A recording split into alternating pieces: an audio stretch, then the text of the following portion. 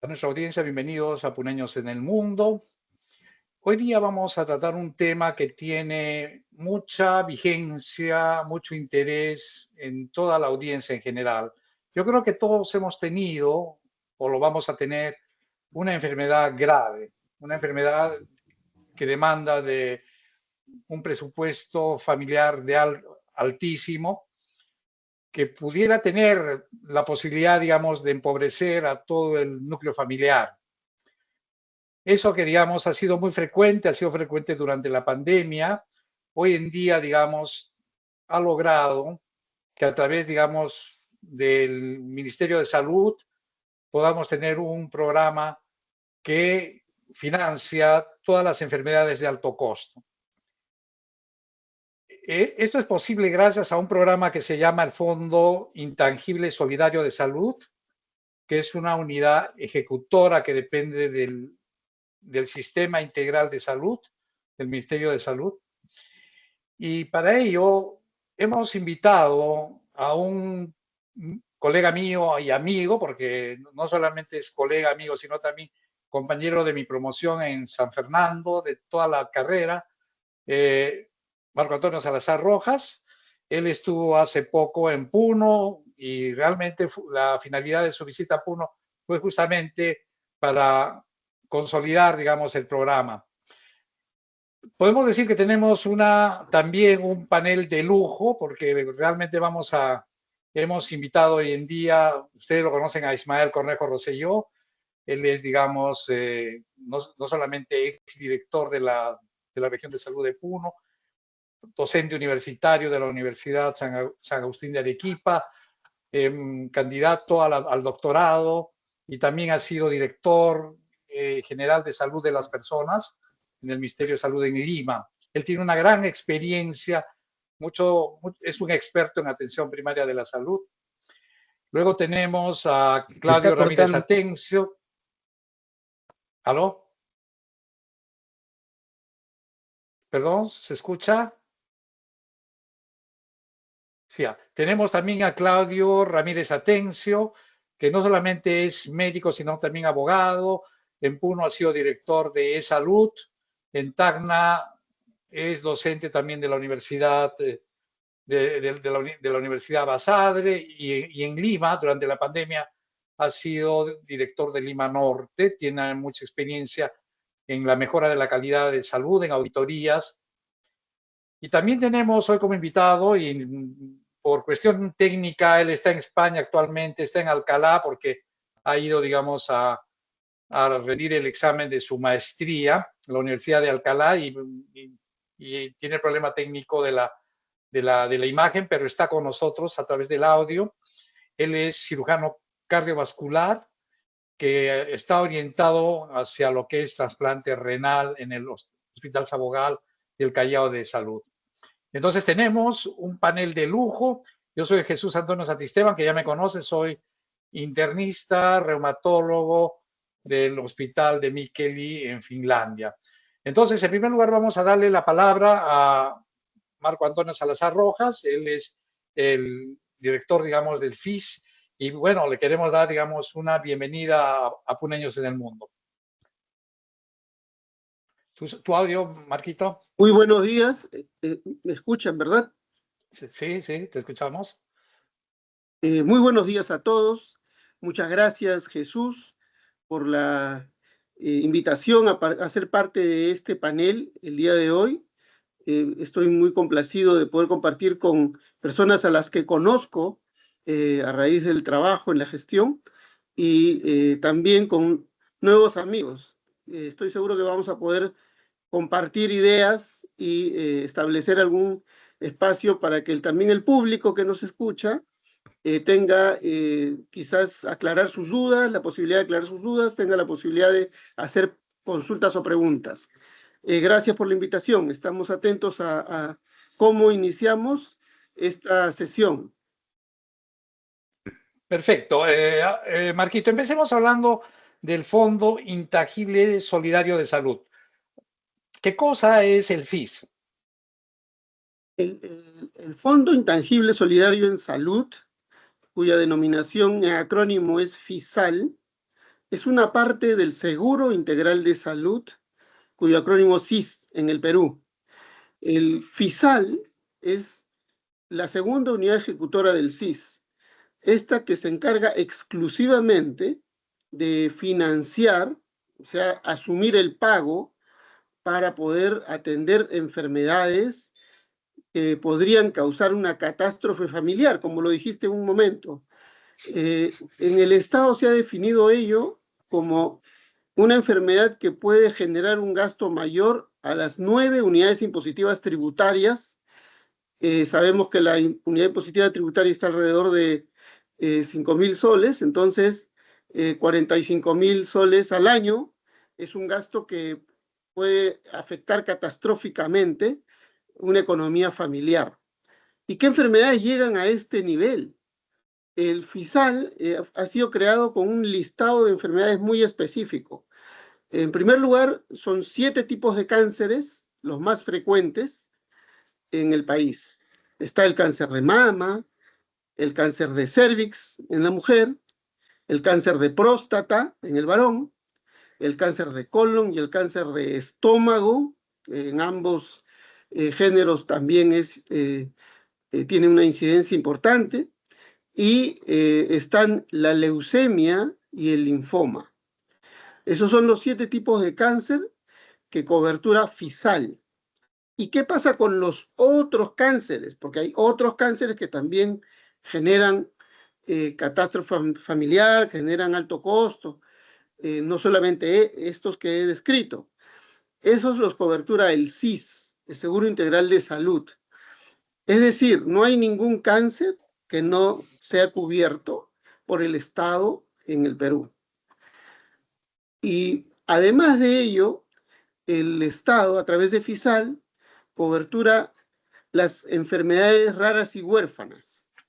Las enfermedades raras y huérfanas son enfermedades que algunas no necesariamente generan alto costo, pero son, primero, de difícil detección, porque nuestro personal de salud no conoce muchas de estas enfermedades y a veces pasan inadvertidas hasta que ya las secuelas de la enfermedad hacen que no tenga un manejo adecuado y entonces la familia empieza a buscar otro especialista, otro médico, otra atención, hasta que alguien por ahí dice, no, esta puede ser una enfermedad de Duchenne, por ejemplo, ¿no?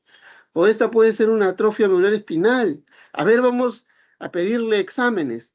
Y se empiezan a pedir algunos exámenes diagnósticos que son carísimos, porque hay que hacer exámenes de laboratorio de tipo genético, que no son muy accesibles en diversos lugares, etc.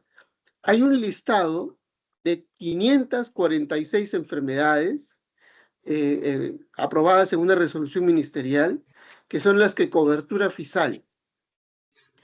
Pero en el mundo se han detectado más de 2.000 enfermedades calificadas como raras y huérfanas. ¿Qué pasa con las otras enfermedades que no están en el listado? Las cobertura del Seguro Integral de Salud. El FISAL cobertura las del listado, pero eso no quiere decir que las otras enfermedades que no están en el listado no sean cubiertas por el Estado. El Estado igual llega, pero a través del financiamiento general, que es el que da el Seguro Integral de Salud. Y por último, hay un grupo de procedimientos que cobertura el Estado, esos procedimientos que son también de alto costo. El más grande, el que afecta más a la economía de muchas familias, es cuando llegan a tener una insuficiencia renal crónica terminal, que en términos médicos es la falla de los riñones en un estadio que le llamamos estadio 5. En el estadio 5, la falla renal hace que sea necesario un riñón artificial por fuera, que se logra a través de un procedimiento que se llama hemodiálisis. Es una máquina que realiza el intercambio de sangre, donde se limpian algunos elementos que son nocivos para el organismo, y después de una sesión de hemodiálisis, el paciente se siente mejor, más aliviado. Es más, si no se hacen las sesiones de hemodiálisis, y en eso tú, Jesús, eres mucho más experto que yo, se genera una serie de complicaciones a la condición de salud del paciente que lo podrían llevar a complicaciones y hasta la muerte. Es muy importante que estas personas hagan sesiones de hemodiálisis cada 2 o 3 días, o sea, 3 veces por semana al menos. Una alternativa, ahí donde no hay la máquina que haga hemodiálisis, es la diálisis peritoneal, que es un procedimiento en el cual se hace el intercambio de líquidos en el peritoneo, en el abdomen, y que se puede dar inclusive en zonas, no necesariamente en el área de hospital, en un establecimiento de salud, sino en el domicilio, en algunas zonas en la comunidad. Claro que sí, guardando una serie de cuidados que se les enseña al paciente y a la familia. La diálisis peritoneal es otra manera que tenemos para ayudar a estos pacientes que tienen falla renal crónica. En eso se invierte Excelente, muchísimo dinero. El último excelente, excelente. procedimiento Sí, que coberturamos, y disculpa la interrupción, es para no, completar la idea de todo lo no, que sí, cobertura sí, sí. total, son los trasplantes. Hay necesidad de trasplantes, por ejemplo, en alguna fase, en algún diagnóstico de leucemia, el linfoma, hay necesidad de hacer trasplante de médula ósea. Algunos de esos se realizan dentro del país, en institutos especializados que nosotros tenemos, pero otros no los podemos hacer en el país, y FISAL cobertura el tratamiento de trasplante de médula ósea en el extranjero. Llevamos al niño, generalmente son niños los pacientes que lo requieren, con su familiar, fuera del país, para que lo puedan hacer en un hospital especializado. FISAL cobertura todo eso y ya regresa el niño recuperado de ese procedimiento. Hay procedimientos que tienen al paciente casi un año fuera del país hasta que regresan con una condición de salud mejorada. Los otros 2 trasplantes que coberturamos son el trasplante renal para los pacientes con falla renal que llegan a conseguir tener la oportunidad de un donante, y trasplante hepático. Ya se está haciendo más común hacerlo en los institutos especializados en nuestro país, y hay pacientes que también lo necesitan. Esos son los procedimientos que cobertura el FISAL, el Fondo Intangible Solidario en Salud, a través del fondo que entrega el Estado. ¿Podemos ampliar esta información? Quizás tienen algunas Sí, consultas sí, adicionales. claro. Vamos a, bueno, hasta la parte, estamos tratando primero la parte de la cobertura del FISAM. Ismael, ¿tienes alguna pregunta hasta acá? Claudio, Miguel. Bien, gracias, Antonio. Tengo una inquietud, doctor Salazar. En el 2008 sale la Ley de Aseguramiento Universal en Salud y su organismo operativo es el Seguro Integral de Salud, que es un ente financiador. Y su documento operativo es un denominado PEAS, el Plan Esencial de Aseguramiento en Salud. El término integral significa que atiende todo tipo de enfermedad, trastorno de las personas que están dentro de este Plan Esencial de Aseguramiento en Salud. Y muchas de las enfermedades que han denominado en el FISAL raras y huérfanas están desde un inicio en este PEAS. También está el cáncer de cuello de útero, el cáncer de próstata, etcétera, etcétera. Entonces, después de unos años, la palabra integral, desde un concepto académico, doctrinario, deja de ser integral, porque se desmembra, ya no es un seguro integral de salud, sino operativamente tiene que abrir una digamos, una sucursal, una ejecutora que le llaman para manejar presupuesto, que es el FISAL. Y mi pregunta es, sigue siendo integral porque el FISAL es parte del SIS, pero hace más complejo el trámite del financiamiento, el trámite de la ejecución de ese presupuesto. Porque obviamente el SIS, doctor Salazar, también inicia distribuyendo el presupuesto, en este caso para los hospitales donde se tratan estas enfermedades, con el concepto de reposición. Vale decir, te ha asegurado SIS, entró al hospital tal por una, vamos a llamarle una pielonefritis, le dan sus medicamentos, análisis, ¿cuánto han gastado? Hemos gastado X, aquí entonces yo reviso la historia clínica, compruebo que es todo y entonces repongo lo que han gastado, repongo los medicamentos, repongo a veces físicamente, a veces en moneda, monetariamente ya. Ese es el concepto del financiamiento, ¿no? Y es una manera también de poner disciplina y control en el acto médico del médico, porque tiene que ser riguroso en su pedido de análisis auxiliares, ¿no? Y en el tratamiento, el uso de medicamentos, tiene que ser racional, de acuerdo al diagnóstico, pero todo eso controla, por eso es un seguro, ¿no? Ya. Y entonces, el fiscal ahora también paga reposición, pero también asigna presupuesto. Entonces, mi pregunta es esa, ¿no? En ese sentido, doctor Salazar, parte de por qué tuvieron que en el SIS hacer este fiscal. ¿Para qué? Si ya estaban esas enfermedades en el PEAS desde un inicio. Uno.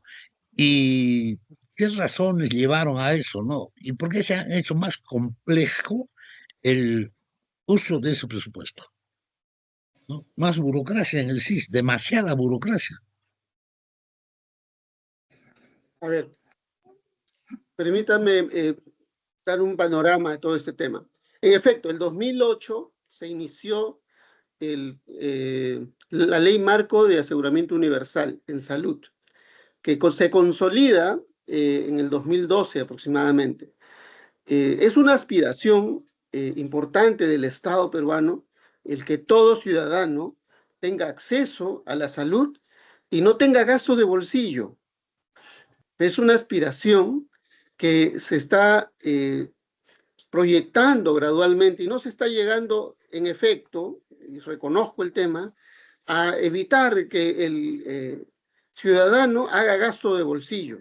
El gasto de bolsillo existe en todo el mundo, en general existe, pero el objetivo es reducir lo más posible ese gasto de bolsillo de los ciudadanos, especialmente de los más vulnerables. Y ahí viene el tema. Cuando se inició el aseguramiento universal en salud, se inició enfocándolo en las personas vulnerables. Solo hasta el 2019 es cuando se amplía la cobertura del seguro integral de salud a personas que solamente con la demostración de que no tienen otro seguro público ingresan al seguro integral de salud. Antes del 2019 o tenían que estar en la capa muy pobre a través de un estudio socioeconómico que se tenía que hacer por focalización en todas las localidades, y solamente así accedía al Seguro Integral de Salud, o tenía que entrar a través de otro mecanismo que era el SIS Emprendedor o el SIS MIPE.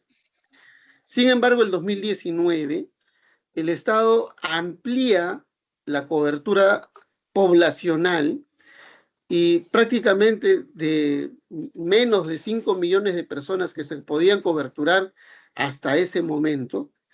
Actualmente, el Seguro Integral de Salud cubre 25 millones de personas.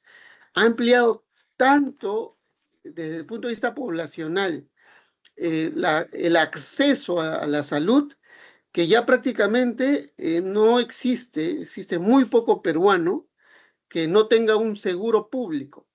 O lo tiene en salud, o lo tiene en el SIS, o en algunos casos muy minoritarios, lo tiene en Fuerzas Armadas, Policía Nacional u otros seguros más pequeños, públicos. Entonces, el FISAL se crea en el 2012, cuando no existía esta amplitud de cobertura poblacional. Y solamente se coberturaba por Seguro Integral de Salud a los muy vulnerables, a los muy pobres. Entonces, ¿qué pasaba con una familia de clase media que no tenía ese nivel de pobreza que le permita ser del CIS y que no tenía otro seguro, no tenía de salud, no tenía otra forma de acceder? Estaba en el aire. Entonces, el FISAL se creó en ese momento para no fijarse únicamente en el tema poblacional, sino también ampliar un poco el tema ya por el diagnóstico. Progresivamente han ido progresando, se ha ampliado la cobertura poblacional, se ha ampliado también el financiamiento. No estamos en el ideal. En el país solamente el Estado invierte el 3,5% del PBI en el Perú. Nuestros vecinos, Chile, Uruguay, Colombia, están por encima del 5 o 6% del PBI en salud. Es mucho más financiamiento el que se entrega a la salud y eso permite, sí, también mejores coberturas. Sin embargo, vamos camino a ello.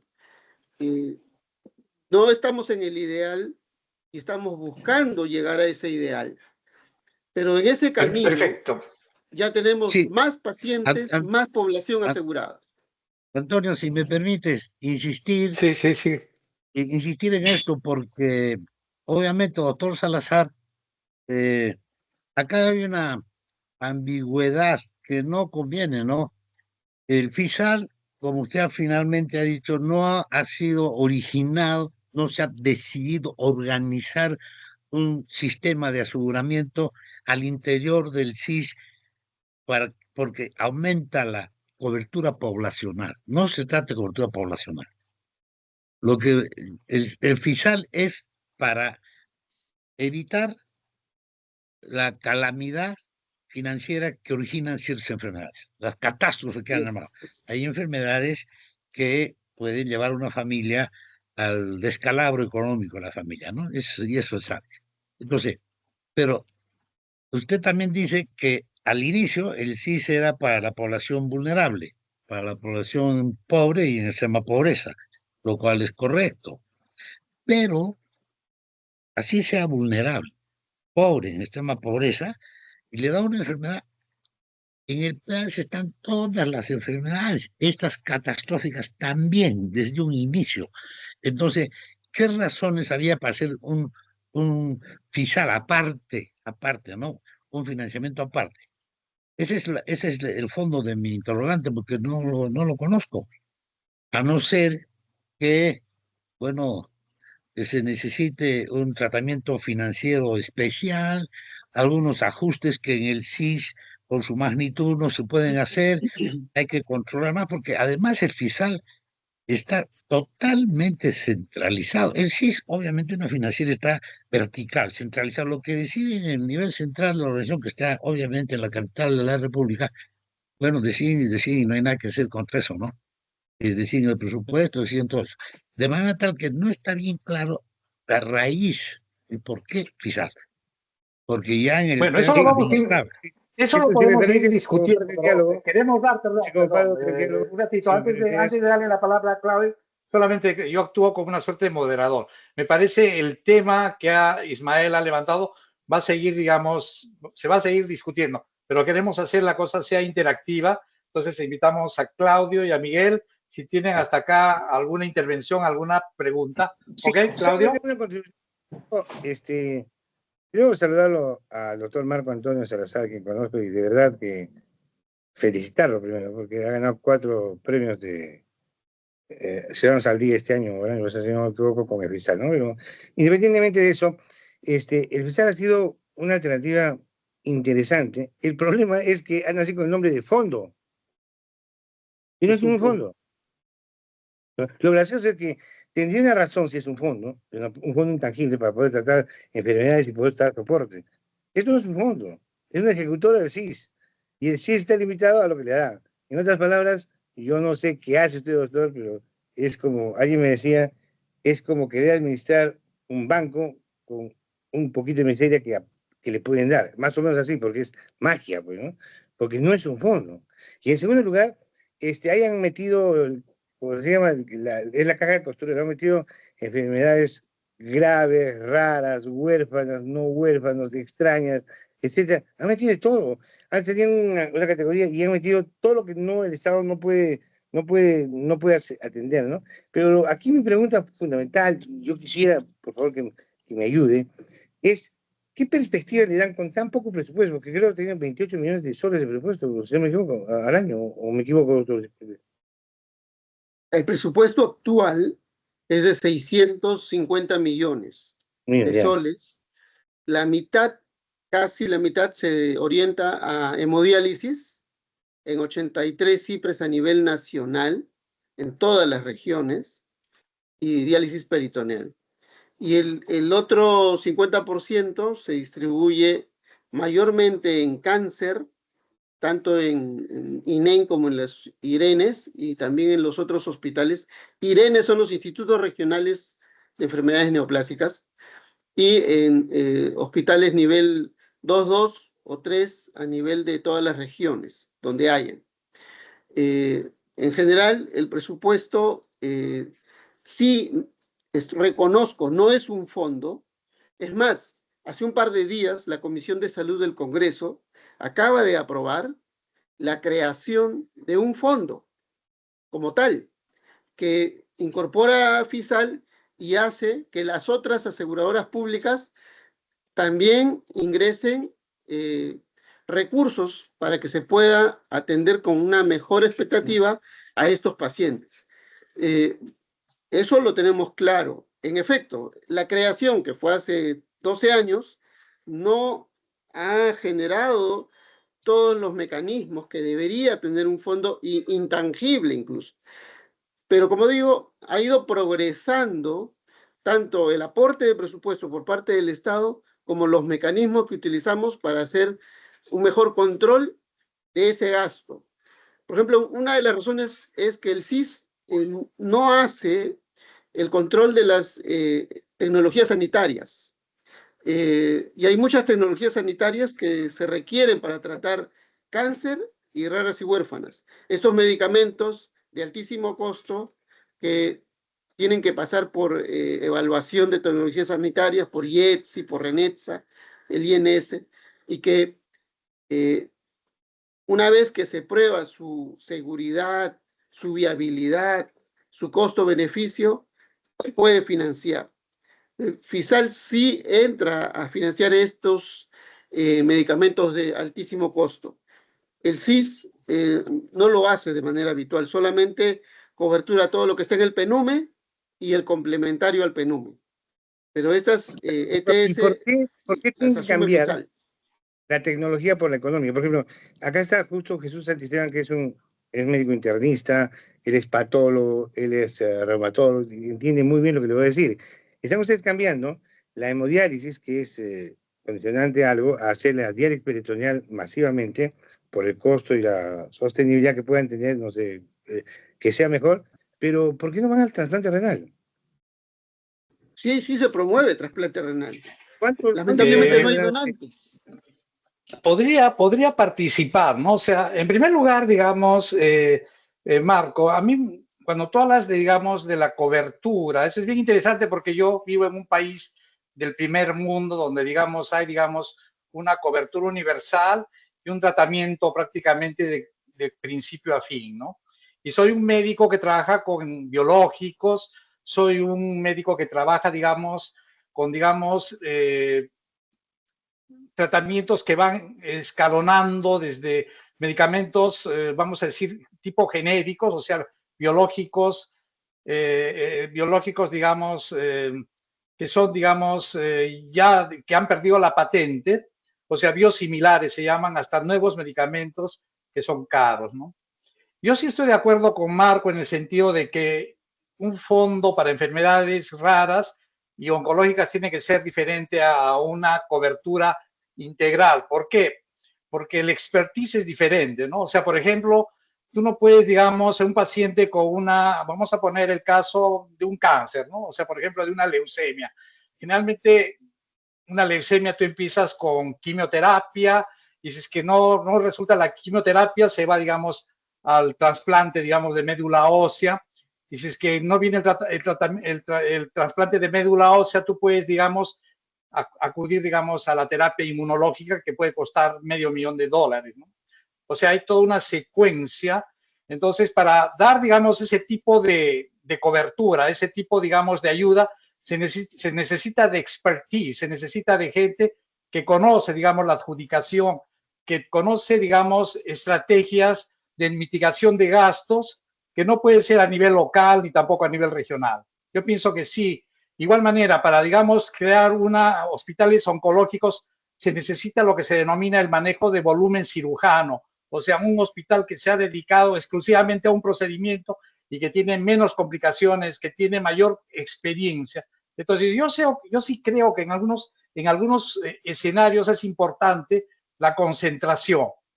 En el caso, por ejemplo, a mí como, digamos, un médico del primer mundo, la primera pregunta que yo te haría, Marco, es, por ejemplo, vamos a suponer un caso de un cáncer, ¿no? Vamos a suponer el caso de un niño de 2 años que tiene cáncer, que no responde a la quimioterapia y que se le planifica, digamos, una terapia, digamos, o sea, digamos, un trasplante de médula ósea y que no responde. ¿Hasta dónde viene la cobertura financiera?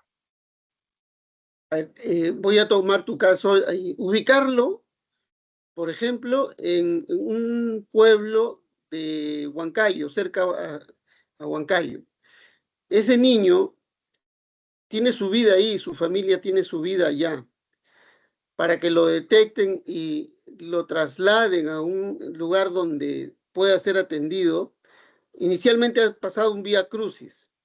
Desde que ingresa a la cobertura del FISAL, el FISAL inclusive cobertura del traslado de ese paciente y de su familiar al centro donde lo van a atender, que podría ser en Lima, en el INEN, en el Niño San Borja, que son institutos especializados para niños. Se les traslada a Lima, se les cobertura el traslado, se les cobertura la estadía a la mamá y, bueno, el niño hospitalizado.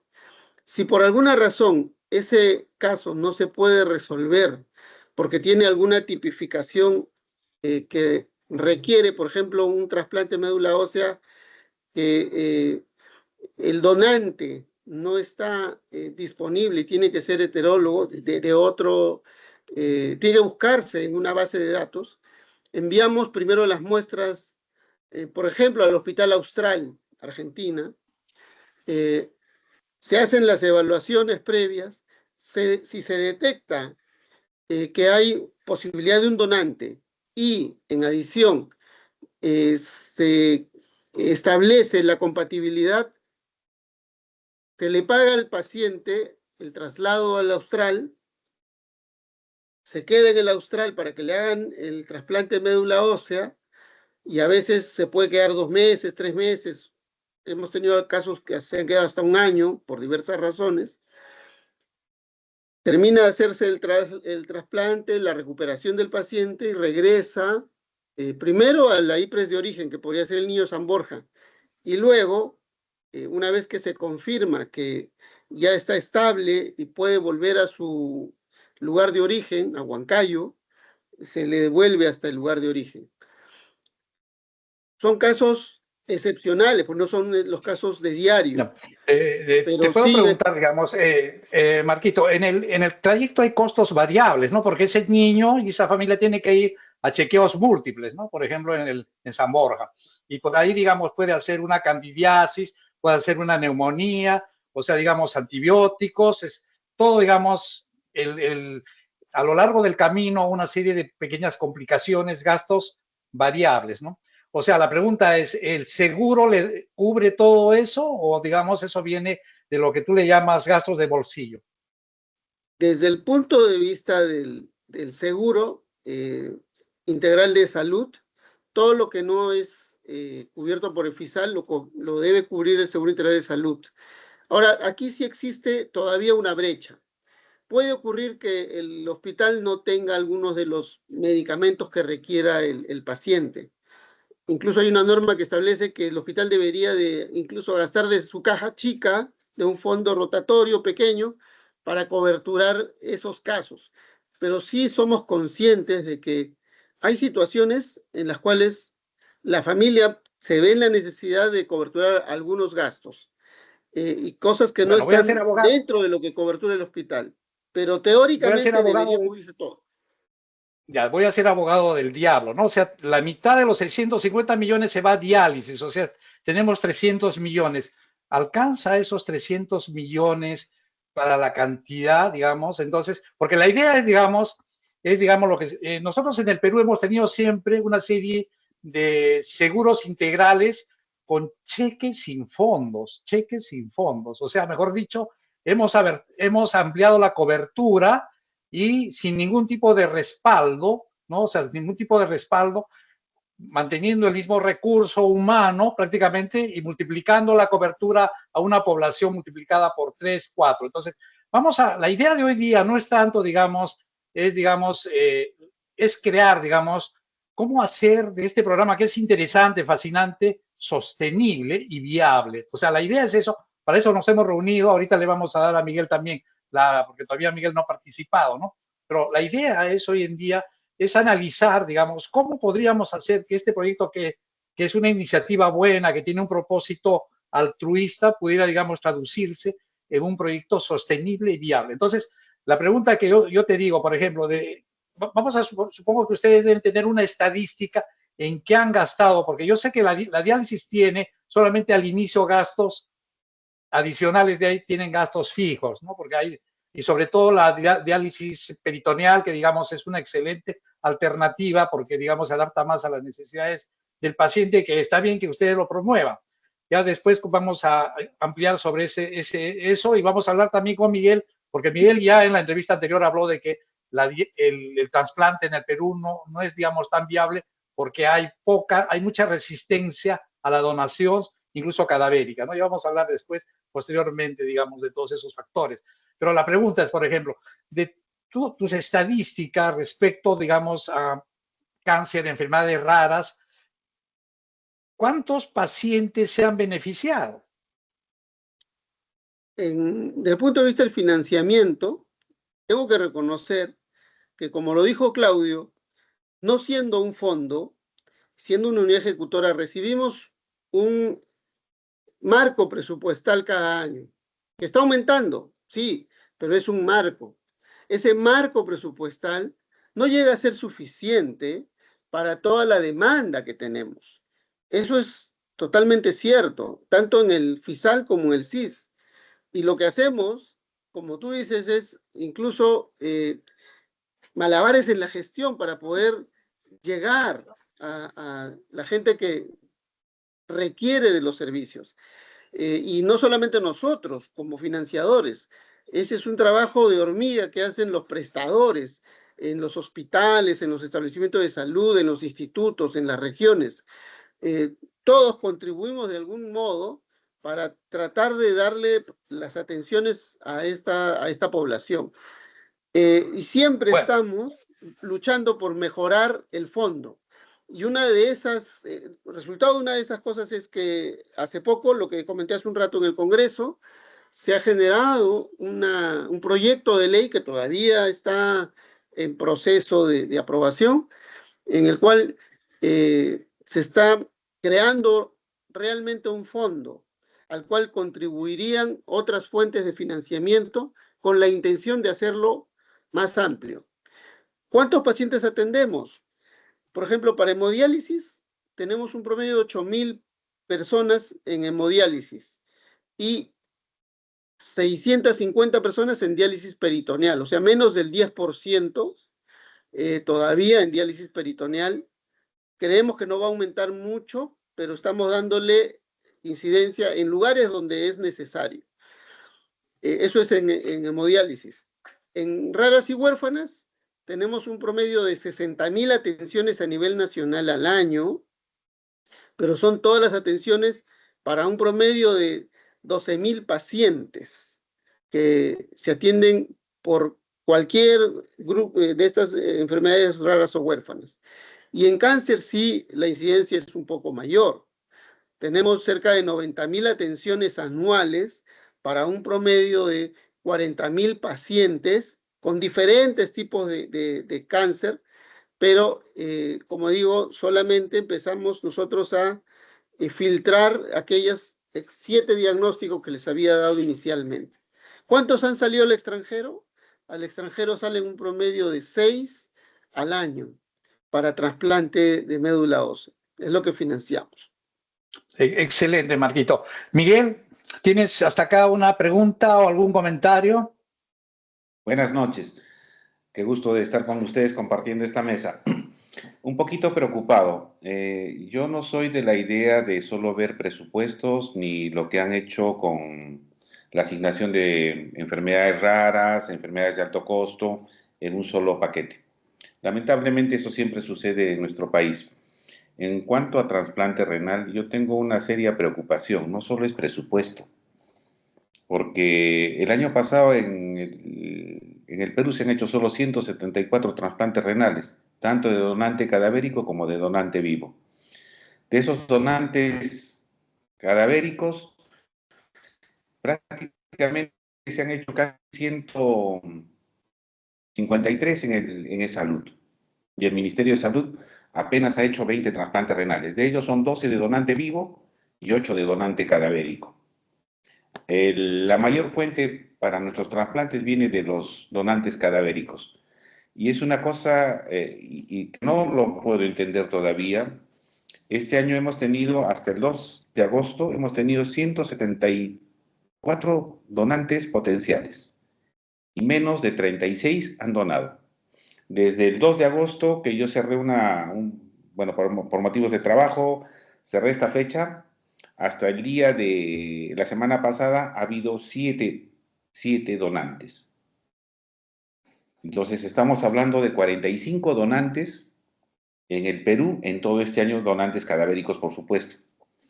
Entonces llama la atención que la población misma, ¿no?, vaya y reclame derechos. Quiero tener un donante, quiero tener esto, quiero tener aquello, pero a la hora de donar no existe esa sensibilidad. Entonces, el tema parte no solo de darle fondos para hacer esto, fondos para dar aquello, sino falta la necesidad de enseñarles desde niños a los peruanos a que debe haber una sensibilidad a la salud. Entonces, somos ajenos a eso. Hace poco se murió un paciente en el hospital que había recibido un trasplante renal y necesitábamos que la familia pueda donar ese corazón, pueda donar ese hígado, pueda donar ese corazón, esos pulmones. No lo hizo. No lo hizo. Entonces, ¿de qué estamos hablando acá? Mientras por un lado pretendemos jalar el carro para la derecha, otros nos jalan para la izquierda.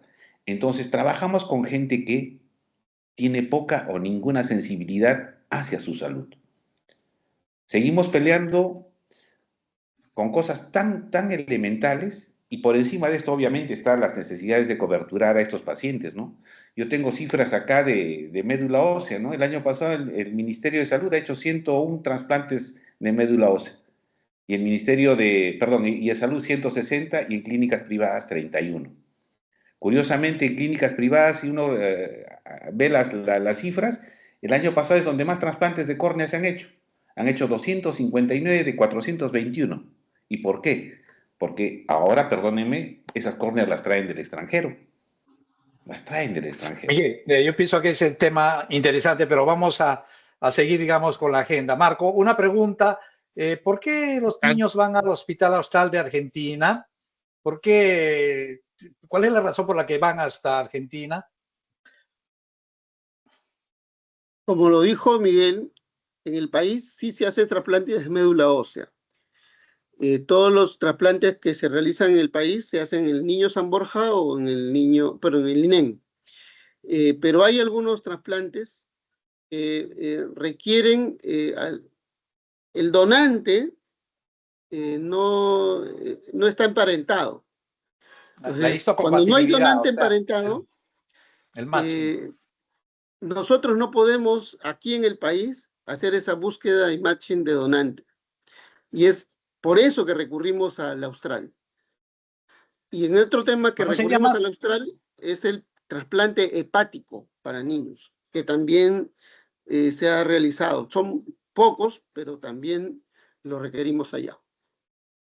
Perfecto. Antonio, si me Bueno, permites. sí, antes de darle a Ismael la palabra, quiero ordenar un poco, digamos, de acá, o sea, Ismael va a dar el último comentario, de ahí vamos a pasar a la parte propositiva. Vamos a tratar de ayudarlo, digamos, a Marco, a que este proyecto mejore en su cobertura, mejore en su alcance, mejore en su impacto y sostenibilidad. Entonces, bueno, Ismael tiene la palabra. Muchas gracias, Antonio.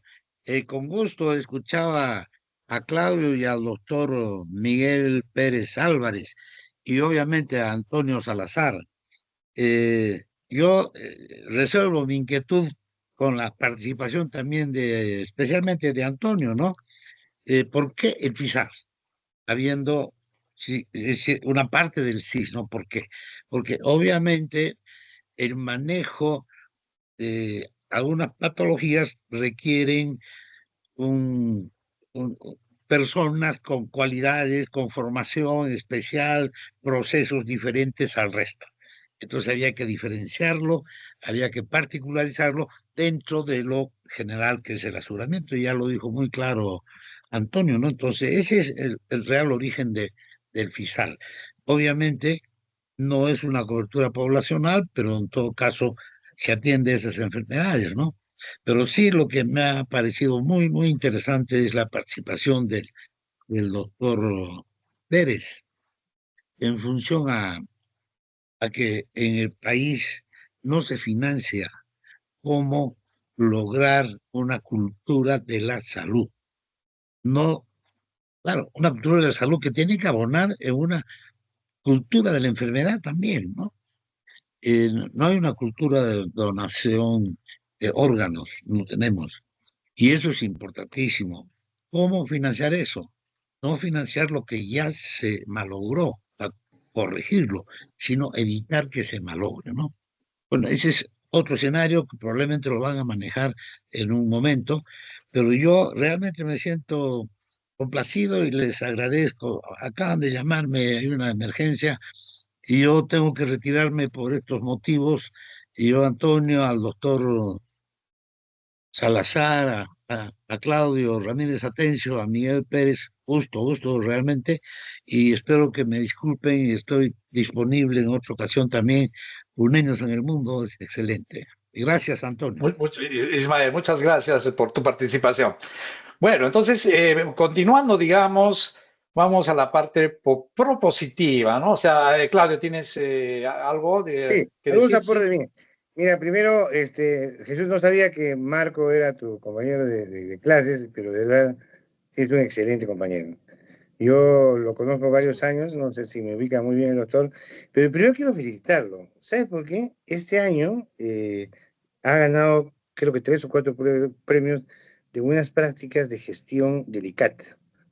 Premios que Sí. corresponde con FISAL. O sea, es imposible que el Estado peruano premie iniciativas públicas para esto. Yo he ganado como 5 o 6 premios, eso me ha costado como 12 años. Pero sin embargo, este año se le ha llevado la corona del doctor Marco, ¿no?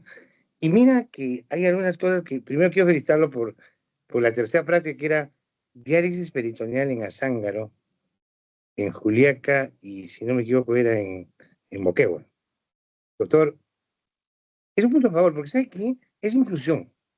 O sea, en vez No, de estar haciendo el gran aparato de que vamos a ver cómo hacemos la cosa, mira, mira Jesús, ha ido por nuestra tierra y ha ido a Zángaro, a Juliaca, y haya hecho la inclusión de la diálisis peritoneal como práctica a través del FISAL. La otra, doctor, felicitaciones por esto de traslado, porque como Jesús dice, ya basta de hacer punteras como hacer que por ejemplo, los hospitales oncológicos tienen que tener cada provincia, cada local, inclusive cada frontera, cada posta que tiene un centro oncológico. Eso no es así. Cuando la oncología y estos necesitan erudiciones y necesitan por volumen de médico y por capacidad resolutiva mejor sistema, ¿por qué no trasladar al paciente inmediatamente donde está la capacidad resolutiva interesante? ¿Y por qué le digo? Porque se ha intentado durante muchos años hacer centros oncológicos en todos los hospitales y ha sido un desastre masivo. O sea, ¿y por qué es un desastre? Por la situación de que pueden hacer quimioterapia, ¿ya? Pero, sin embargo, no hay un manejo integral que el que debía haber, que definitivamente sí lo ha desarrollado oncológica y todo lo demás, ¿no? Entonces, llegó un momento dado, por ejemplo, aquí en Tacna, hicieron su centro oncológico. 2 oncólogos. Al año no había ni uno de los oncólogos. Y el centro supuestamente seguía dando quimioterapia, amenazando con médicos generales. O sea, no había sostenibilidad, porque jalaba el sistema de hacer un centro oncológico en Lima, está muy bien, en el sur, en el norte, y tratar de ver que la capacidad resolutiva está resuelta, porque es algo bien complejo. Pero yo por eso quiero decir que el traslado oncológico ha sido otra cosa premiada, y, doctor, felicitaciones por la historia electrónica de trazabilidad oncológica que no había. Porque la historia clínica es historia clínica, pero de verdad, doctor, no sé cómo la ha hecho, y eso quiero que me lo comparta. Y además de eso, fundamentalmente, en esta estrategia que estamos contigo. O sea, al raro, al huérfano, estamos contigo. Yo, doctor, aquí quiero decir algo. Las cosas se hacen de poquito. Es cierto, hay que buscar que sea un fondo, ojalá que sea un fondo, ojalá que tenga esto, pero hay dos cosas que sí quiero que el día de hoy nos ayude a entender y quiero que nos comparta, porque yo estoy muy feliz. Estamos contigo, que ustedes lo han instalado, y en segundo lugar, el traslado, cómo ha hecho para poder hacer que haya esta historia electrónica oncológica con particularidades que son sensacionales, ¿no? Sí, perfecto. Yo creo que cada médico tiene un concepto de lo que es cáncer en forma diferente, ¿no? O sea, por ejemplo, yo soy internista, soy reumatólogo y la concepción que yo tengo de cáncer es diferente quizás a la de Miguel, a la de Claudio, porque obviamente, digamos, el cáncer hoy en día, en 20 años, el 80% de los cánceres van a ser curables, ¿no? ¿Y qué cosa es lo que ha generado esa revolución? Ha sido, digamos, el descubrimiento de los checkpoint inhibidores, ¿no? O sea, el año 2018, ¿cómo se llama? Yanko Sukura ganó el premio Nobel cuando descubrió, o sea, es una modificación de una serie de medicamentos que no solamente han mejorado la sobrevida de una manera espectacular, sino también han reducido los efectos secundarios. Entonces, yo, por ejemplo, veo pacientes que tienen tratamiento oncológico, pero que no están flacos, que están normales. Es increíble, tienen metástasis y no tienen, cuando reciben su medicamento no tienen náuseas, vómitos. O sea, su estado nutricional es mejor, la sobrevida mejor, etcétera, etcétera, ¿no? Pero son medicamentos caros. Son medicamentos caros. Entonces, hemos llegado, digamos, a un nivel en que la posibilidad de curar los cánceres va a ir creciendo y el factor, digamos, retardador va a ser, digamos, el aspecto financiero, ¿no? Entonces, si nosotros analizamos todos los tipos de cáncer, por ejemplo, el melanoma, o sea, el melanoma actualmente, el metastásico, antes tenía 5 meses de sobrevida, ahora puede tener 5 años de sobrevida. Entonces, nosotros le decimos a un paciente, te vamos a dar la cobertura de melanoma. O sea, antes, digamos, la cobertura de melanoma podía ser una cantidad de dinero. Hoy en día, dándole, digamos, ese tipo de medicamentos, tendríamos que darle más o menos como un promedio de 200,000. Y si le vamos a dar, digamos, la terapia inmunogénica, por ejemplo, lo que se hace con el CAR T-cells, o sea, lo que es, digamos, el Chimeric Antigen Receptor, vale $500,000, pero puede curar a un niño de la leucemia. Entonces tenemos hoy en día, por el crecimiento exponencial de tecnologías, de enfermedades, nosotros los gastos de oncología van a crecer exponencialmente. Entonces, la pregunta es lo siguiente, ¿no? Es diferente el caso de la diálisis, que podría tener al comienzo un gasto grande, por decirte, que podría ser el 50% de todo el costo, y de ahí gastos fijos durante el resto, ¿no? Si es que el paciente no va a ir al trasplante renal. Entonces, financiar esto demanda de muchas cosas, ¿no? O sea, yo pienso que un médico hoy en día, cualquier médico, tiene que estar familiarizado con todo lo que son genomics, transcriptomics, lo que son proteinomics, lo que es, digamos, inmunoterapia y el conocimiento genómico del gen humano, etcétera, y todo el lenguaje que se maneja en oncología, que es la medicina personalizada, porque obviamente cuando hablamos ahora ya un glioblastoma con un tipo de marcador tiene una respuesta del 80% y con otro tipo de marcador solamente el 20%. Entonces, podríamos ahorrar un montón de dinero si es que nosotros apostamos por la biotecnología. Porque donde más se va el dinero, se lo digo como reumatólogo, es cuando yo le doy a un paciente un medicamento biológico que vale $50,000 y no responde. Y yo no puedo diferenciar en esa enfermedad, por ejemplo, en la artritis psoriásica, si es que ese paciente va a responder a un inhibidor de la interleuquina 17AB o va a uno de la interleuquina 23 o a un factor o un inhibidor del factor de tumoral, de necrosis tumoral. Entonces, estamos hablando de una serie de costos que en el futuro ustedes van a tener que manejar, pero que obviamente se resuelve sobre la base de cambiar la cultura oncológica a través de la biotecnología y de la bioinformática, porque esto requiere bancos de datos, esto requiere crear registros nacionales, esto requiere hacer un networking con el Instituto Nacional de Cáncer de Estados Unidos. O sea, estamos hablando de un escenario totalmente distinto. Bueno, le doy la palabra a Marco. Gracias, Jesús. Muy interesante lo que hemos llegado a coordinar. Uno, la participación ciudadana. El ciudadano de nuestro país, la cultura de nuestro país tiene sus características y lo sabemos nosotros que conocemos el interior del país. Incluso hay mucha cosmovisión en el ciudadano del interior de nuestro país y no siempre cree de manera inicial en todo lo que es la medicina occidental. Y hay que acceder a ellos siempre de manera empática, pensando en su forma de pensar también. Y lo que creo que es importante es promover salud de diferentes perspectivas, no solamente la salud individual, sino también desde el punto de vista colectivo, solidario, comunitario. La donación, como decía Miguel, en el sentido de órganos, es muy baja en nuestro país. Hasta donar sangre es un problema. Encontrar donantes de sangre, que es algo que puede hacerse de manera hasta más rutinaria, que no llega a afectar significativamente a las personas. En nuestro país es un vía crucis, donar sangre, donar plaquetas, es conseguir el que tenga el tipo correcto, etc. Y más aún, donar órganos. Nosotros promovemos el trasplante renal. Tenemos incluso una ficha homologada para poder financiar el trasplante renal, pero pocos hospitales públicos lo hacen y mucho menos poca gente está dispuesta a hacer la donación de órganos.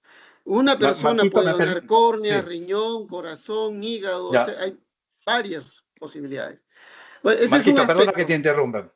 Bueno, no, si ya para tocar el tema tanto, con Miguel lo abordamos en algún momento cuando yo lo entrevisté a Miguel, ¿no? Por ejemplo, España tenía ese problema. España es un país que se parece más que, es el país europeo que más se parece al nuestro, ¿no? Pero nosotros tenemos un sincretismo cultural español, indígena, precolombino, vamos a llamarle, ¿no? Donde, digamos, hay creencias, hay religiones etcétera, etcétera, de por medio hay valores que hay que respetar, ¿no? Pero España, por ejemplo, solucionó su problema cuando en su legislación o en la ley decían de que todo paciente, toda persona es potencialmente donante, excepto que lo haga legalmente, lo niegue legalmente, ¿no? Cosa que en el Perú no se hace, ¿no? Yo pienso que toda persona, todo donante cadavérico es o sea, por defecto es donante, ¿no? Y eso, por ejemplo, es una cuestión que se debería hacer en el Perú, porque no estamos hablando de valores religiosos, ¿no? No es que estamos contradiciendo a un testigo de Jehová que digamos que yo sí respeto, si no quiere, es una creencia y él asume su responsabilidad. Estamos hablando de creencias al mismo valor que el gato negro, que el martes 13, etcétera, etcétera, porque en la religiosidad andina no hay ningún valor que diga de que una persona no puede donar un órgano, ¿no? Es solamente un prejuicio, una creencia. Entonces yo sí creo que a través de la legislación se puede llegar a eso. Bueno, ¿qué opinan? Es la legislación, pero también es difundirlo, es hacer una suerte de viralización de que el acto de donar es un acto que debería ser común a todos. Bueno, ese es un tema. Y estoy de acuerdo que podría legislarse también desde la perspectiva de que sea una obligación donar, salvo que uno lo niegue por escrito previamente. Otro tema que quería comentar, ¿no? Era lo que Claudio comentaba. Al respecto, ya hay un acuerdo de la Comisión de Salud que es en ese sentido, Jesús, en el Congreso, que han acordado de que quien no ponga en contrario el no donar no es donante. ¿Entiendes? Lo único que falta es una segunda votación que esperemos que se dé para que sea ley, bueno. Porque no hay cultura de donación aquí en el Perú, ¿no? Pero en general es así. Y la segunda situación es de que eso también tiene que tener un soporte tecnológico, de infraestructura, de equipamiento fuerte, porque de nada sirve tener tanto donantes si no tiene la capacidad resolutiva de hacerlo.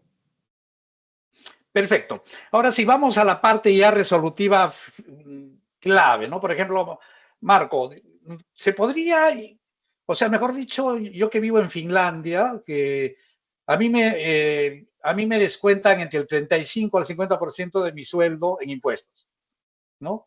Y yo creo que a cada ciudadano en Finlandia, más o menos, dependiendo, hay un porcentaje parecido, ¿no? Dependiendo de sus ingresos, ¿no?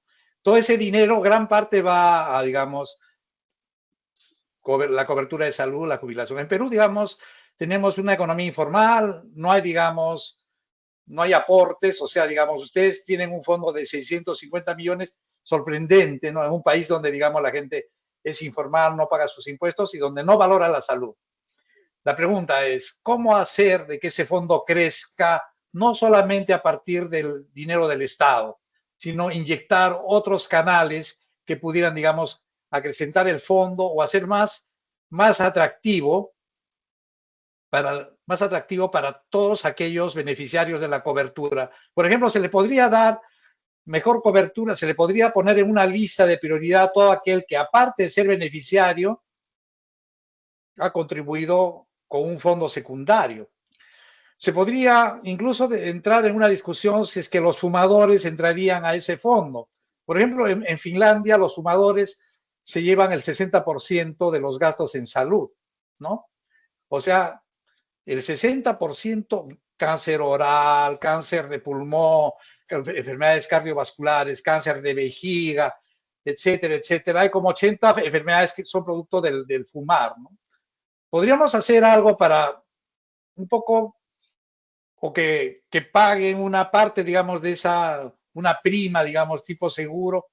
Esa es otra discusión que tendríamos que iniciarla, ¿no? Un mecanismo indirecto parecido a él, sí se ha propuesto, todavía no se ha concretado, pero es el tema del impuesto selectivo al consumo que existe en nuestro país, en el cual una parte de la recaudación de ese impuesto selectivo en cosas como el tabaco, el licor y otros productos se destine específicamente al fondo de manera directa.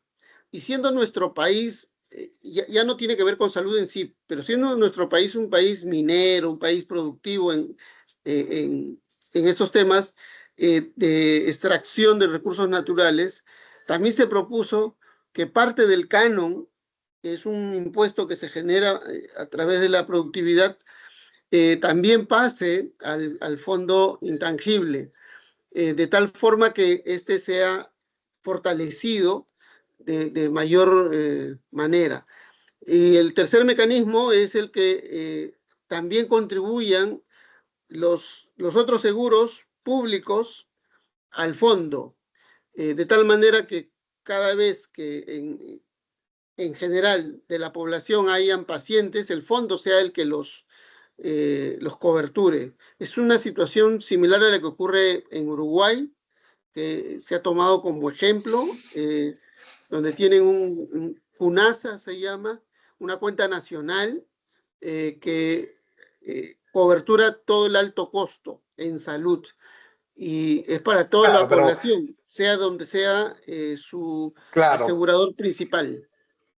pero Marquito, yo pienso que es diferente país chico como Uruguay, Costa Rica, que un país grande, heterogéneo, donde el Estado, digamos, con una complejidad geográfica, donde el Estado no puede llegar porque está a 4.000 metros de altura, etcétera, etcétera, ¿no? O sea, es bien difícil comparar, digamos. Yo vivo en un país de 5 millones, donde todo es de la ciudad más lejana, Cerca. en carretera asfaltada, se llega en 8 horas, ¿no? Hacia la capital. Entonces, son realidades totalmente distintas. Bueno, Sí, Miguel, sí, tiene la sí. palabra. Bueno, yo felicito el trabajo de Marco, ¿no? Con lo poco que tenemos pretendemos hacer patria. El tema es que nosotros vivimos en una realidad política y económica terrible, ¿no? Sabemos ya que salud no es es una de las adjudicaciones menos del 3% del PBI. Sabemos que el presupuesto que maneja Marco, con todo respeto, viene a ser la mitad de lo que el Congreso pretende tener el próximo año, ¿no? Y lamentablemente estamos gobernados por una casta política que la salud no es una preocupación para ellos, ¿no? Cuando la salud y la educación debería ser una inversión para nuestro país. Ya estamos caminando en pleno siglo XXI y hasta la fecha no entendemos que salud y educación y seguridad son los pilares de una sociedad.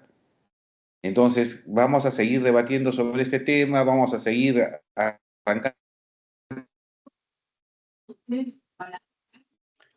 Miguel, se cortó. Es una vergüenza. Ah, ¿aló? Sí. ¿Sí? Repite la idea porque estuvo entrecortado. Ya, el tema pasa porque no tenemos, o sea, una preocupación por la casta política de ver que la salud, la educación y la seguridad son las prioridades que debe tener el Estado. Entonces, Claro, claro, el Miguel. trabajo... Yo me he dado cuenta que en nuestros programas al final siempre terminamos concluyendo que todo, digamos, termina en la salud y la educación y estamos de acuerdo contigo. Pero yo pienso que hoy en día yo sí creo de que el fondo digamos, del FIS, el FISAM, tiene que ser inyectado con fondos privados que creen una lista donde los que aportan a los fondos privados tengan algún grado de prioridad. Entonces es una forma de incentivar de que la gente vaya nutriendo el fondo, porque esperar de que el fondo, de que a partir del Estado, del PBI, de la recaudación, en enfermedades cuyo costo es increciendo, hemos hablado de todo esto, digamos, de los biológicos y de las tecnologías, yo pienso que vamos a entrar a la utopía, digamos, de generar una cobertura a partir de ese presupuesto reducido. Pero si es que nosotros hacemos de que una serie de, vamos a decirle, aseguradoras, y se crea un score de meritocrático donde gente que no aporta al Estado, pero puede participar del fondo para nutrirlo, en algún momento pudiera tener algún grado de prioridad, ¿no? O de celeridad. Bueno, Miguel, ¿tienes la palabra? Sí, escucho. Yo ayer estaba en una reunión acá en la Universidad de Alcalá y era una preocupación ver que en el Perú han comprado, en un hospital que es el 2 de mayo, han comprado un robot Da Vinci, cuyo ¿Perdón, qué han costo, comprado? Perdón. un robot Da Vinci. Quirúrgico. quirúrgico. Que es cierto, es un salto tecnológico, no lo discuto. El mantenimiento del Da Vinci mensualmente, ¿cuánto cuesta? Anual, Pero ¿cuánto hay, cuesta? mira, Entonces, Miguel, ahí o sea, hay el tema que hay plata, hay plata. Lo que pasa es que está mal distribuida la plata porque no hay una decisión política, ¿no? Hay plata. Entonces, hay plata para, entre comillas, sacar esas cositas y otras cosas. Estamos ahí teniendo pacientes. Hace poco estuve en una disquisición en el INCOR sobre el costo de tener un HeartMate para una paciente que no tenía ya ninguna posibilidad de trasplante cardíaco. ¿Cuánto cuesta el HeartMate? ¿Vale la pena ponerle a esa paciente sabiendo que se va a morir? claro, Entonces, ahí viene excelente tema. la discusión. Vamos a gastar tanto dinero en personas que probablemente vayan a morir tarde o temprano. Y acá en el hospital de Alarcón hay una forma de comprar medicamentos de alto costo. Y eso me llamó mucho la atención. Por ejemplo, se me ocurre un biológico que al cabo de 2 o 3 años se ve la probabilidad que tenía ese paciente. Si ese paciente estaba vivo, el hospital le paga el 100% a la empresa.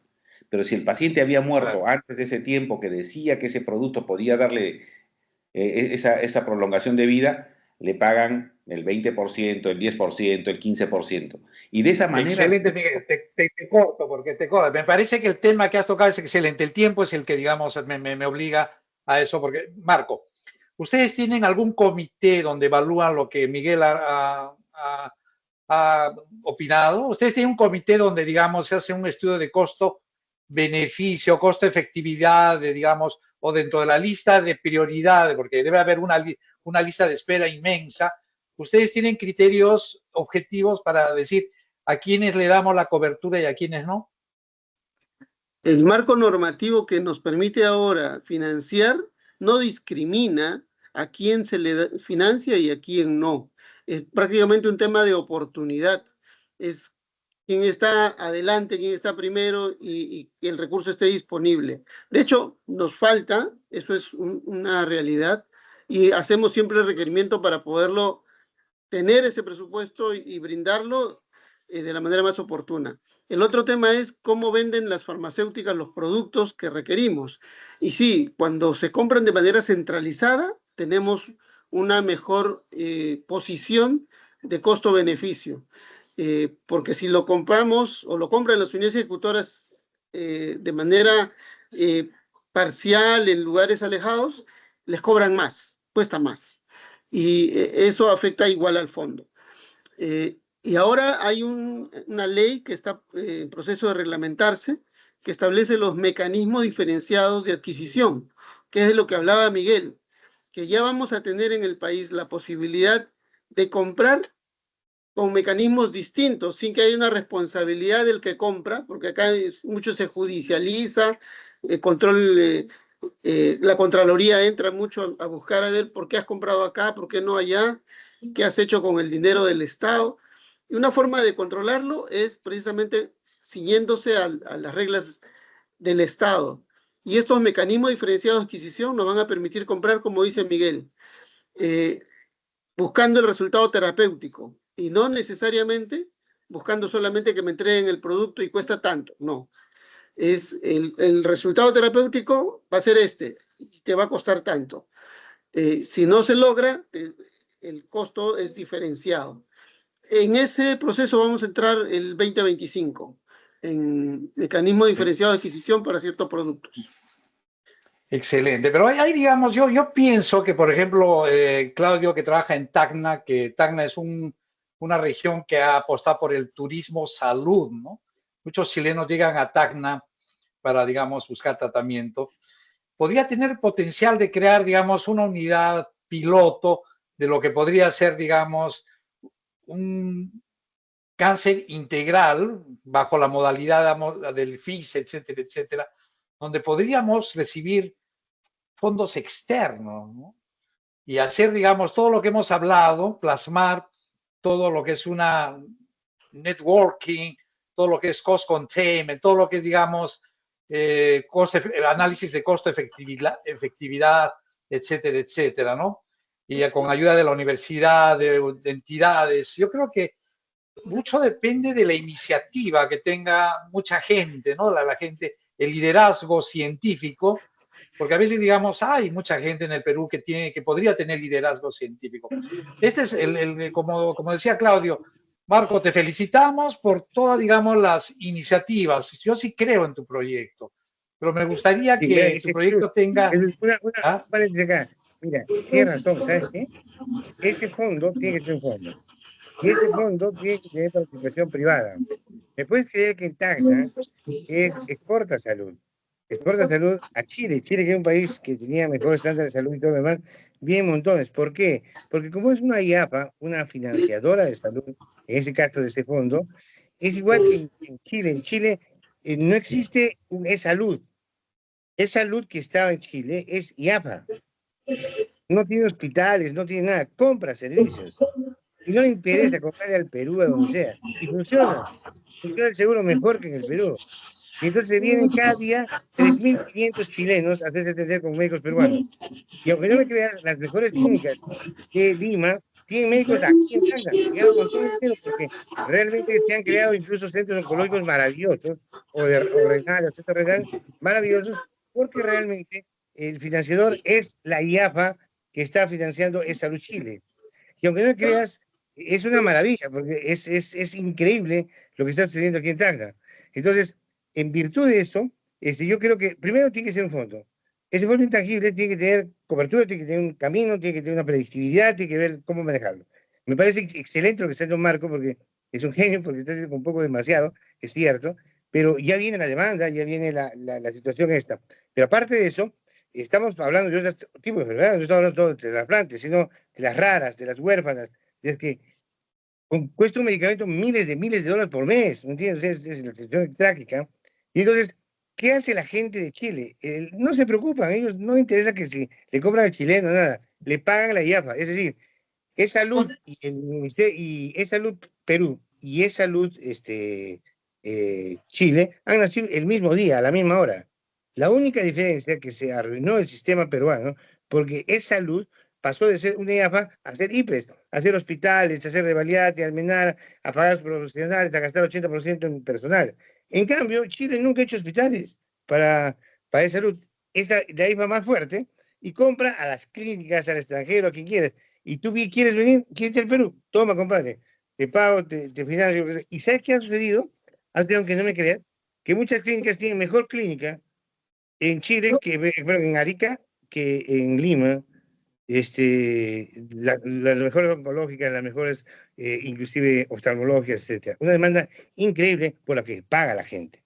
Y lo otro es que jamás puede el Estado tener la capacidad suficiente como para poder hacer esto, pero esas acciones públicas privadas que tú estás refiriendo ya existen. Y es cierto, tienen que tener cierto tipo de enlaces para poder redituar también su economía como tal, y se están haciendo cosas maravillosas, ¿no? Entonces, pero tiene que ser fondo, y tiene que darle una especie de sostenibilidad casi autonómica, porque esto cuando es una IPRES, es como una posta administrada por Marco, que también tiene presiones, procesos y todo lo demás. En cambio, cuando es una IPRES, puedes inclusive hacer comodatos, puedes hacer inclusive asociaciones público-privadas, puedes hacer lo que sea. Y funciona de maravilla. El hecho es de que no importa cómo lo hagas, tiene que ser fondo, tiene que irse a mejorar esa situación y lo más importante, tiene que funcionar como cualquier aseguradora en general, ¿no?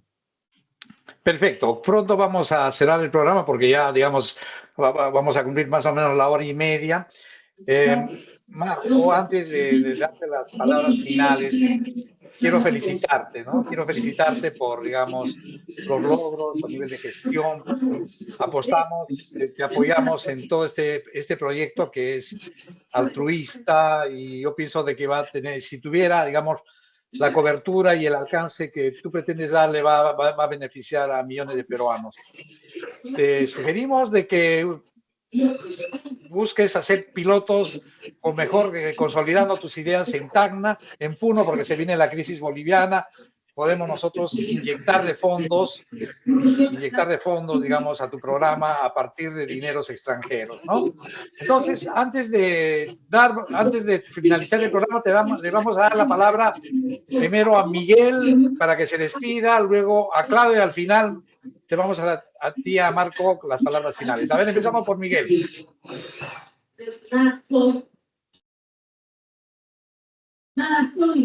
Tu micrófono, Miguel, tu micrófono. Ya. Marco, te felicito por el trabajo que haces. Es parte de lo que yo trabajo también. Yo formo parte de la Asociación Peruana de Trasplante de Órganos y Tejidos. Y con todo respeto, me gustaría que seas invitado a las reuniones de este tema, ¿no? Compartimos las mismas inquietudes y creo que desde esa plataforma de Aptot podemos apoyarte, sobre todo en lo que es trasplantes, ¿no? Apoyarte en lo que es insuficiencia renal, ¿no? Estamos agrupados en esa asociación hace ya más de 10 años y es un grupo bastante fuerte donde hay bastante trabajo, sobre todo trabajo académico. Hace 3 semanas en Perú tuvimos un congreso con más de 40, 50 ponentes y me gustaría que participes con nosotros estando en ese cargo tan importante y tenemos un reto grande que resolver en la salud del país. Gracias por tu trabajo. Gracias, Miguel. Claudio. Igual, una felicitación muy especial a Marco. De verdad, es uno de los magos y es una de las iniciativas más importantes. Creo que el FISAL ha sido una de las iniciativas más importantes, pero no hay que permitir que, con el nombre que tiene, pues, Fondo Intangible de Solidaridad de Salud, se le dé un trato de hiper. Que un fondo intangible, como realmente debe ser, crezca. Y además de eso, el esfuerzo que ha hecho para poder atender tanto paciente, hacer tantas cosas con lo que tiene, hay que ser bien mago. De verdad, felicitaciones, Marco, y nuestro cariño y el apoyo siempre. Excelente, Claudio. Marco, te damos las palabras finales, el agradecimiento por venir a Puneños en el Mundo. Gracias a todos ustedes, gracias a Puneños en el Mundo por permitirme comunicar un poco de lo que hacemos y en sí, lo que mencionaba Claudio en algún momento, Ciudadanos al Día es una organización peruana que cada año evalúa prácticas de gestión pública y en efecto este año hemos tenido 4 prácticas que han sido premiadas y es precisamente porque buscamos acercarnos al ciudadano, a la persona, al paciente. Y hay que actuar de manera empática. Y cada una de las cosas que ustedes han mencionado ahora tiene que ver precisamente con eso, con ese espíritu altruista que nos mueve. Como médico sanmarquino, formado en esa perspectiva, yo me siento muy bien tratando de obtener esos logros desde la posición que me toca ahora. Y gracias por la invitación, Miguel. Estaremos atentos a poder contactarnos y comunicarnos para juntarnos en la asociación. Con Claudio nos hemos conocido hace un tiempo ya y cuando sea oportuno nos podemos reunir. Y Jesús, hermano del alma, Cuchito, desde la universidad, gracias por la apertura. Me conocen, mi trabajo está reflejado en las acciones de actuar de manera transparente, diligente, empática con nuestros pacientes, que son el centro de toda nuestra atención. Muchas gracias. Excelente, muchas gracias a todos ustedes. Que quiero agradecer a Alfredo Pacheco Tanaka, que ahora está en Arequipa, él es el director del programa, es el asesor técnico también. Le damos el agradecimiento y a toda la audiencia de Puneños en el Mundo, les deseamos un feliz fin de semana. Yo soy Jesús Antonio Santisteban Palomino, ahora desde Mikkeli, en Finlandia. Muchas gracias.